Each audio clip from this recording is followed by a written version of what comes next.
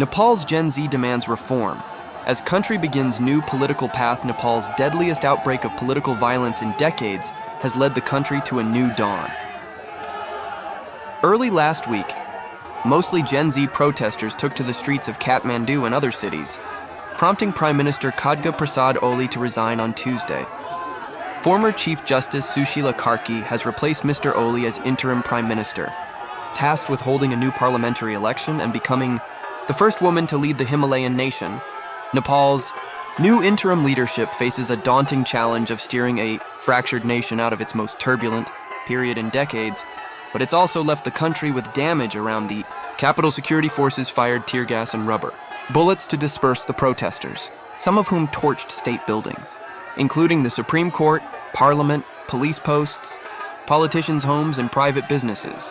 Authorities in Nepal have raised the death toll from last week's unrest to 72 as search teams recover bodies from government offices. Houses and other buildings set on fire during the anti-corruption protests, the health ministry said on Sunday. Bodies of many people who died in shopping malls, houses and other buildings that were set on fire or attacked are now being discovered, Health Ministry spokesperson Prakash Buddhathoki said. The ministry's previous death toll was 51, updated as of Saturday. The latest data showed on Sunday that at least 2,113 people had been injured in the violence. A new dawn for Nepal, speaking for the first time since formally taking office on Sunday.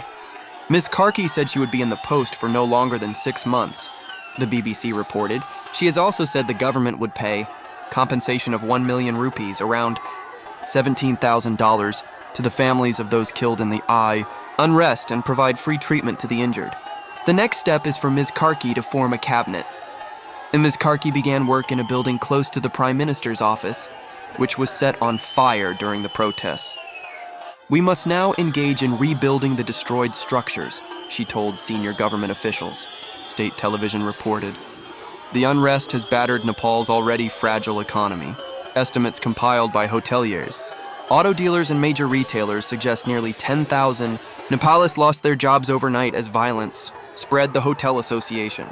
Nepal told local media the sector had suffered losses worth 25 billion Nepalese rupees, $275 million, Durbar Square, and other popular tourist spots like hiking favorite Pokhara remain much quieter than usual.